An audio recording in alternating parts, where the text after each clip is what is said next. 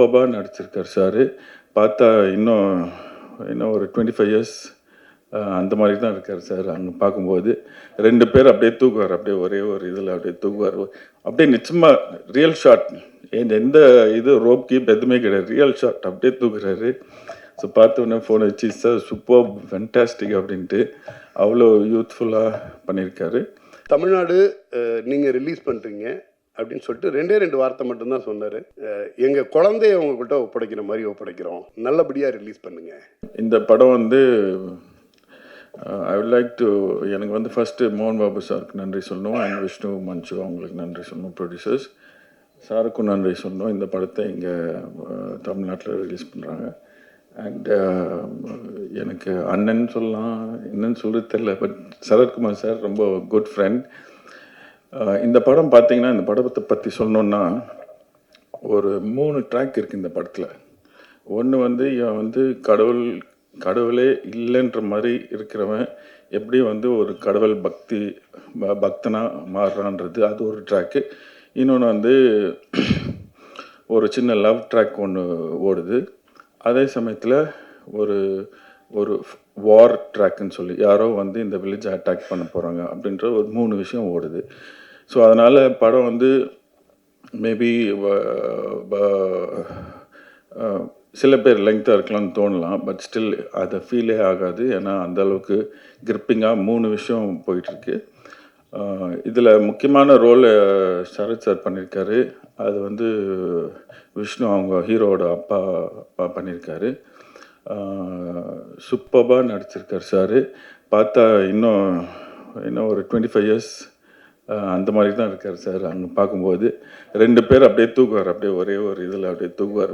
அப்படியே நிச்சயமாக real shot, எந்த இது ரோப் கீப் எதுவுமே கிடையாது, ரியல் ஷாட் அப்படியே தூக்குறாரு. ஸோ பார்த்தோன்னே ஃபோன் வச்சு சார் சூப்பர் ஃபென்டாஸ்டிக் அப்படின்ட்டு அவ்வளோ யூத்ஃபுல்லாக பண்ணியிருக்காரு.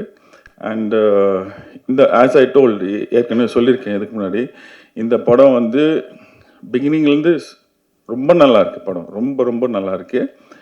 எல்லோரும் பயங்கரமாக பர்ஃபார்ம் பண்ணியிருக்காங்க. கதை நல்லா ஓடுது. பட் இந்த கடைசி 1 hour, அந்த கடைசி 1 hour தான் முக்கியமான கதை, எப்படி அவன் மாறுறான்றது. அந்த கடைசி 1 hour ப்ரில்லியண்ட்டாக வந்திருக்கு. ஒரு கிறிஸ்டினாக இருக்கிற நானே சொல்கிறேன், அவ்வளோ ப்ரில்லியண்ட்டாக வந்திருக்கு. அண்டு ஃபைனலாக ஒரு டியர்ஸ் வரும், ஒரு அந்த ஃபீல் வரும் உங்களுக்கு. அண்டு கண்டிப்பாக இந்த படத்தை பற்றி நல்லா நீங்கள் ஹெல்ப் பண்ணி பேசுனீங்கன்னா நல்லாயிருக்கும். எல்லா படத்துலேயும் ஒரு மைனஸ் இருக்குது, ப்ளஸ் இருக்குது. நீங்கள் ப்ளஸ்ஸை மட்டும் போட்டிங்கன்னா நல்லா. தேங்க்யூ. கண்ணப்பா, முதல்ல சரத் சார்ட்டேருந்து தான் இது ஆரம்பிக்கணும். திடீர்னு ஒரு நாள் ஃபோன் பண்ணாங்க, கண்ணப்பா படம் தமிழ்நாடு ரிலீஸ் பண்ணுறீங்களா? சார் என்ன சார் கேட்குறீங்க, ஒரு பேன் இண்டியா ஃபில்மு சார், அது ஆப்பர்ச்சுனிட்டி சார். இது நீங்கள் சொல்கிறது வந்து ஆப்ஷன் கிடையாது, ஆப்பர்ச்சுனிட்டி அப்படிங்கிற லெவலில் நான் தார்ட்டு சொன்னேன். இல்லை ஆக்சுவலாக வந்து தமிழ்நாடு ரிலீஸ் பற்றி நான் பேசிக்கிட்டு இருக்கும் பொழுது நான் உங்கள் பேரை சொல்லலாம் அப்படின்னு யோசித்தேன். நான் உங்கள்கிட்ட சொல்லாமல் சொல்லக்கூடாதுன்னு சொல்லிவிட்டு ஜஸ்ட்டு கால் பண்ணேன். கண்ணப்பா படம் தமிழ்நாடு நல்லபடியாக ரிலீஸ் பண்ணி கொடுத்துருங்க. ஏற்கனவே வந்து சார் வந்து என்னோடய ஒர்க்கை வந்து போர்த்தொழில், பரம்பொருள் இதில் எல்லாமே பார்த்துருக்காங்க. அந்த நம்பிக்கைன்னு நினைக்கிறேன். Thank you Sarathkumar sir. இது சொல்லி முடிச்சுட்டு திருப்பி இம்மிடியட்டாக கால் பண்ணாங்க. நான் அங்கே சொல்லிட்டேன், தமிழ்நாடு நீங்கள் பண்ணுற மாதிரி இருக்கும், மற்ற விஷயங்கள் நீங்கள் நேரடியாக பேசிக்கோங்க அப்படின்னு. யூஸ்வலாக வந்து ஒரு நெகோசியேஷன் இருக்கும், எல்லாருக்கும் தெரிஞ்சது தானே. இதோட இது என்ன மாதிரி பண்ண போகிறோங்கிறத பற்றின ஒரு நெகோசியேஷன் இருக்கும். நான் அதை எதிர்பார்த்து சரி யார்கிட்டேருந்து கால் வரப்போகுது அப்படின்ட்டு இருந்தேன். அப்போது ஒரு கால் வந்துச்சு. கால் வந்தப்போ சரி லீகல் டீம்லேருந்து பேசுவாங்க அல்லது நெகோசியேஷனுக்காக உள்ள பர்சன் பேசுவாங்க, பிஸ்னஸ் பீப்புள் பேசுவாங்க அப்படின்ட்டு எடுத்தால் விஷ்ணு மஞ்சு சார் பேசினார். எனக்கு ஷாக்கிங்காக இருந்துச்சு. ஒரு மிகப்பெரிய பேன் இண்டியா ஃபில்மோட ஹீரோ நேரடியாக ஃபோன் அடிச்சுட்டு தமிழ்நாடு நீங்கள் ரிலீஸ் பண்ணுறீங்க அப்படின்னு சொல்லிட்டு 2 வார்த்தை மட்டும்தான் சொன்னார்.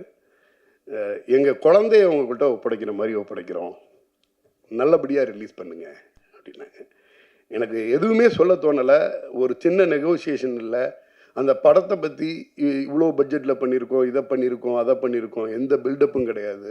அல்லது அட்லீஸ்ட் நான் வந்து இப்படியெல்லாம் சிரமப்பட்டு பண்ணோம், அதெல்லாம் எதுவுமே கிடையாது. ஒரே வார்த்தையில் அதை முடித்தார். எங்கள் குழந்தைய உங்கள்கிட்ட ஒப்படைக்கிறோம், நல்லபடியாக ரிலீஸ் பண்ணுங்க அப்படின்னு. எனக்கு ஒரு மாதிரி சிலிர்ப்பாக இருந்துச்சு. இவ்வளோ பெரிய படம் பண்ண ஒரு ஹீரோ ஜென்ரலாக ஒரு படத்தை பற்றி அந்த படத்தோட ஹீரோ நேரடியாக ஃபோன் பண்ணி பேசுகிறதுங்கிறது வந்து ரொம்ப ரொம்ப கம்மியாக இருக்கும். அந்த சினிமா மேலே உள்ள பேஷன் அல்லது லவ் அவரை வந்து அது மாதிரி சொல்ல வச்சிருக்கு அப்படின்னு.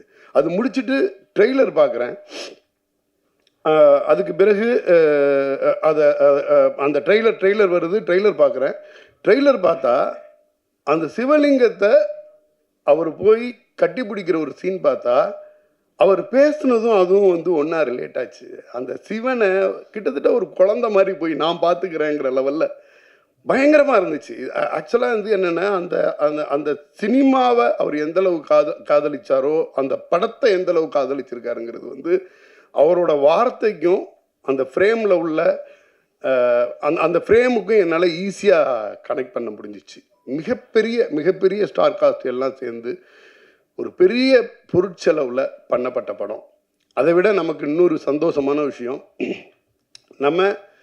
நம்ம ஒவ்வொருத்தருமே இங்கே உள்ளவங்களில் எனக்கு தெரிஞ்சு ஒரு 99% கண்டிப்பாக கண்ணப்பா கதையை வந்து ரொம்ப நுட்பமாக சின்ன வயசுலேருந்தே கேட்டு பழகியிருப்போம்.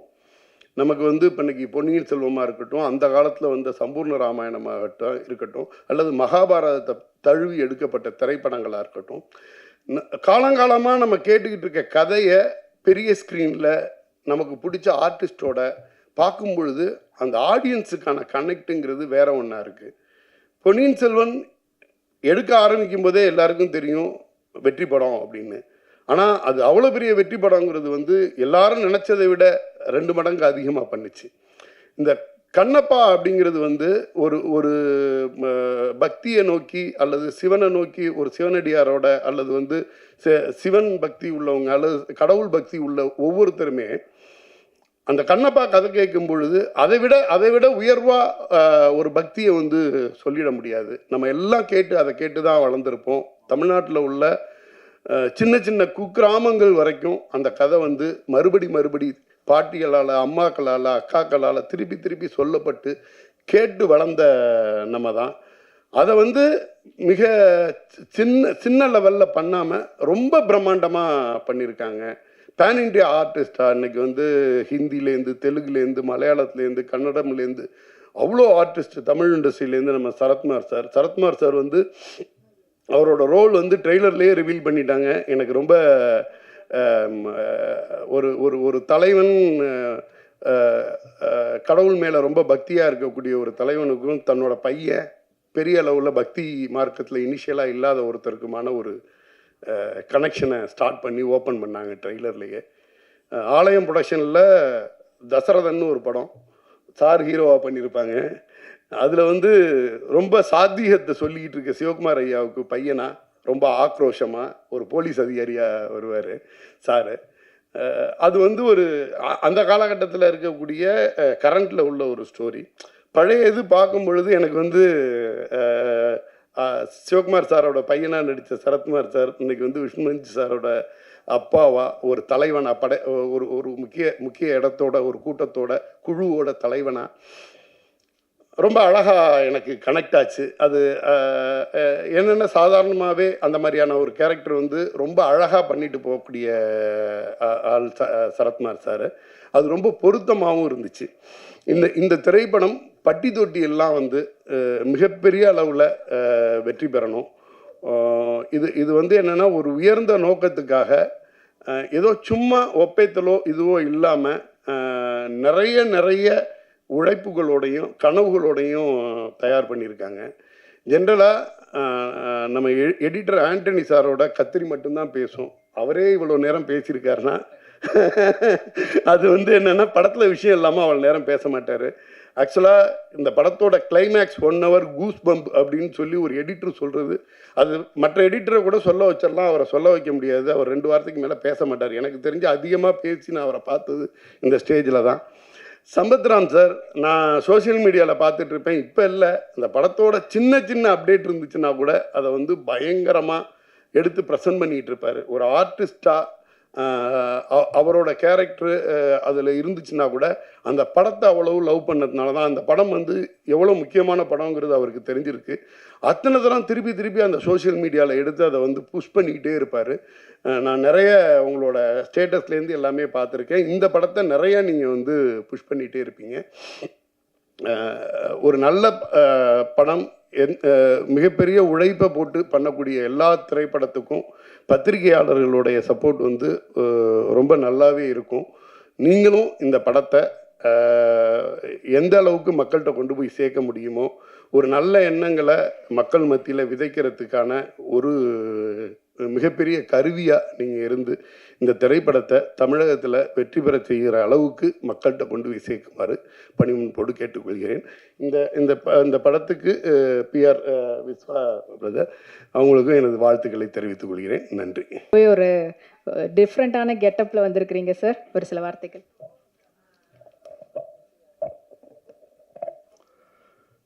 இங்கே வந்திருக்கிற மீடியா, ப்ரெஸ், பத்திரிகையாளர்கள் அனைவருக்குமே என்னுடைய முதற்கண் வணக்கத்தை தெரிவிச்சுக்கிறேன். மேடையில் இருக்கிற சரத்குமார் சாருக்கு என்னுடைய வணக்கத்தையும் மரியாதையும் தெரிவிச்சுக்கிறேன். ஏன்னா அவரோட அரசுலேருந்து இந்த பயணம் ஆரம்பித்து இது 8வது படம் அவரோட நடிக்கிறேன். பல வெற்றி படங்களில் அவரோட நான் சின்ன சின்ன கேரக்டரில் நடிச்சிருக்கேன். இந்த படத்துலையும் ஒரு முக்கியமான கதாபாத்திரத்தில் நடிச்சிருக்கேன். ரொம்ப ரொம்ப நன்றி சார்.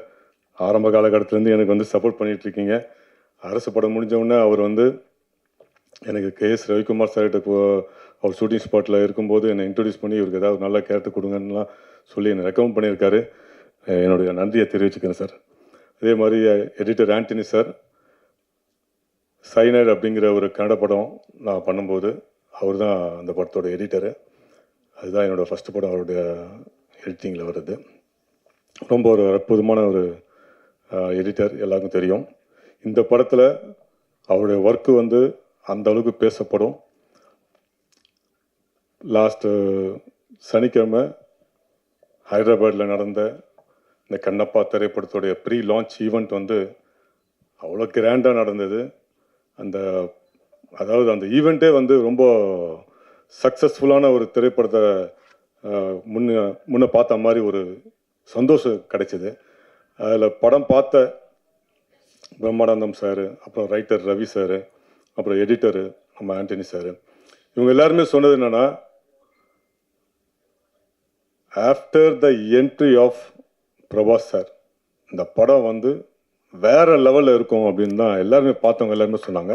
ஏன்னா அந்த அளவுக்கு வந்து இந்த படம் டைம் போகிறதே தெரியாத அளவுக்கு மிக பிரம்மாண்டமாக ஃபஸ்ட் கிளாஸாக வந்திருக்குன்னு படம் பார்த்தாங்க எல்லாருமே. அதாவது நம்ம சும்மா சொல்கிறதுக்கும் அடி மனசுலேருந்து சொல்கிறதுக்கும் நிச்சயமாக நம்ம பார்க்கும்போதே தெரியும். ஸோ அந்த அளவுக்கு படம் பார்த்த ஒரு 3-4 பேர் தான் பேசினாங்க அதை பற்றி. அடி மனசுலேருந்து அவ்வளோ சந்தோஷமாகவும் அவ்வளோ நம்பிக்கையாகவும் இந்த படத்தை பற்றி சொல்லியிருக்காங்க. நிச்சயமாக இந்த படம் வந்து 100க்கு 100% ஒரு வெற்றி படமாக எல்லாருக்கும் பிடிச்ச ஒரு படமாக இருக்கும்னு நான் ஆணித்தரமாக சொல்கிறேன். அதே மாதிரி இந்த படத்தோட மியூசிக் டைரக்டர் ஸ்டீஃபன் தேவஸ் சி, உண்மையிலே அவர் ஒரு ஹீரோ ஆஃப் த ஃபிலிம்னு சொல்லணும். ஏன்னா அன்றைக்கி விழாலேயே வந்து கலக்கினார் முந்தானத்து ஹைதராபாத்தில். அந்த அளவுக்கு அவரோட சாங் வந்து எல்லாருமே ஈர்த்துது. சரஸா கூட அந்த சாங்கை 1 more போடுங்க அப்படின்னு அவருக்காக 1 more கூட பாடி காமிச்சாங்க. ஸோ அந்த அளவுக்கு வந்து சாங்ஸும் ரொம்ப சூப்பராக வந்திருக்கு. அதே மாதிரி இதோட RR வந்து எக்ஸ்ட்ராடனரியாக வந்திருக்கும் அப்படின்னு படம் பார்த்தவங்க எல்லாருமே சொல்கிறாங்க. நிச்சயமாக இந்த படம் எல்லாருக்குமே பிடிச்ச ஒரு படமாக இருக்கும். இந்த மொத்த குரூவுமே இன்றைக்கி வந்து இங்கே ஒரு பெரிய ஈவெண்ட்டாக நடத்தலான்னு தான் இருந்தாங்க. பட் இந்தியா முழுக்க பல நகரங்களுக்கு போய் இந்த படத்துடைய ப்ரீ லான்ச் ஈவெண்ட்ஸ் நடத்துறதுனால, அடுத்தடுத்து வர வெள்ளிக்கிழமை ரிலீஸ் ஆகிறதுனால இதை ரெப்ரசன்ட் பண்ணுறதுக்கு இந்த சின்ன குழு மட்டும் நாங்கள் மட்டும் வந்திருக்கோம். இந்த படத்தை நீங்கள் எல்லோரும் மக்கள்கிட்ட கொண்டு போய் சேருங்க. இந்த மாதிரி படங்கள், சரித்திர முக்கியத்துவம் வாய்ந்த படங்கள் வந்து இது மக்கள்கிட்ட போய் சேர்ந்தால் தான் இது வந்து ஒரு சக்ஸஸ்ஃபுல்லான ஒரு படமாக அமையும். அதுக்கு நீங்கள்லாம் சேர்ந்து இந்த படத்தை மக்கள்கிட்ட கொண்டு போய் சேர்க்கணும். இந்த படத்தை எல்லாருமே தியேட்டரில் போய் பார்த்து உள்ளே போயிட்டாங்கன்னா நிச்சயமாக என்ஜாய் பண்ணுவாங்க. ஸோ அது போக விற்க வேண்டியது உங்களுடைய கையில் தான் இருக்குது. வாய்ப்புக்கு நன்றி. இந்த படத்துடைய ப்ரொடியூசர், நடிகர் மோகன் பாபு சாருக்கு என்னோட மனமார்ந்த நன்றியை தெரிவிச்சுக்கிறேன். ஏன்னா அவர் இல்லைன்னா இந்த படத்தில் நான் இல்லை. 2002 அவரை முதல்ல சந்தித்தேன். என்னோட நண்பன் கோலா ஆனந்த் அவர் தான் என்னை இன்ட்ரடியூஸ் பண்ணார். அன்னிலேருந்து தொடர்ந்து அவரை ஃபாலோ பண்ணி விஷ்ணு மஞ்சு சாருடைய முதல் படமான விஷ்ணு அப்படிங்கிற தெலுங்கு படத்தில் ஒரு சின்ன கேரக்டரில் வாய்ப்பு கொடுத்தாரு. அதுக்கப்புறம் காயத்ரி அவர் ஹீரோவாக பண்ண படத்தில் வாய்ப்பு கொடுத்தாரு. அதுக்கப்புறம் இந்த படத்தில் ஒரு முக்கியமான கதாபாத்திரம் கொடுத்துருக்காரு. ஸோ தொடர்ந்து முயற்சி பண்ணால் நிச்சயம் ஒரு நல்ல நிலைமைக்கு வருவோங்கிறதுக்கு இதுவும் ஒரு சின்ன உதாரணமாக நான் எடுத்துக்கிறேன். ஏன்னா தொடர்ந்து அவரை ஃபாலோ பண்ணி இங்கேருந்து திருப்பதியில் போய் பார்ப்பேன். அவர் எப்பாவது காலாஸ்டிக்கு வந்தாருன்னா அங்கே போய் பார்ப்பேன். ஹைதராபாத்தில் போய் பார்ப்பேன். சென்னையில் அவர் இருக்கும்போது சென்னையில் வந்து பார்ப்பேன்.